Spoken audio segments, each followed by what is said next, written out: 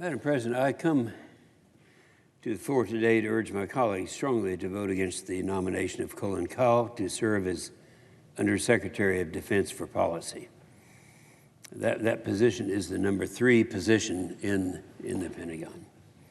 Last week, Kahl became President Biden's first nominee not to garner one single Republican vote on the Senate floor. The Vice President had to cast the tie-breaking vote.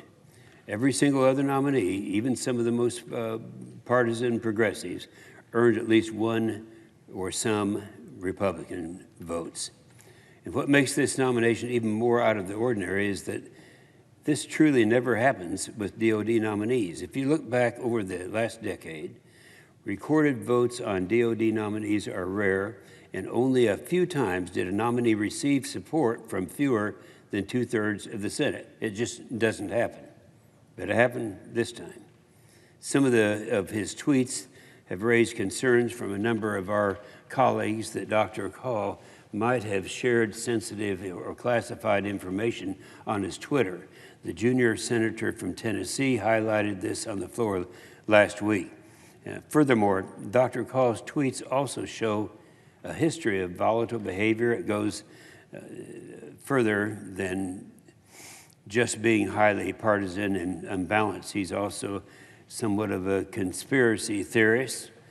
In May of 2018, Israeli Prime Minister Benjamin Netanyahu announced that Israel had seized a major nuclear archive from Iran.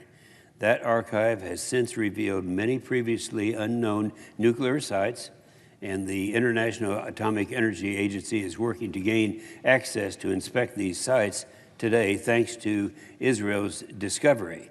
But what did Dr. Kahl say about Israel's discovery at that time?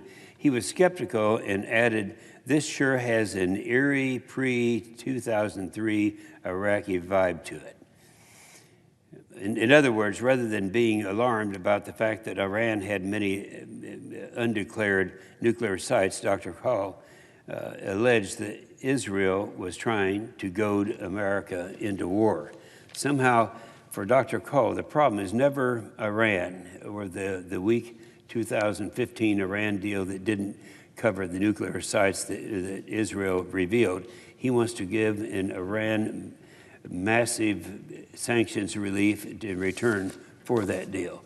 No, for Dr. Kahl, the problem is Israel, especially when our Israeli friends reveal information about Iran's nefarious behavior.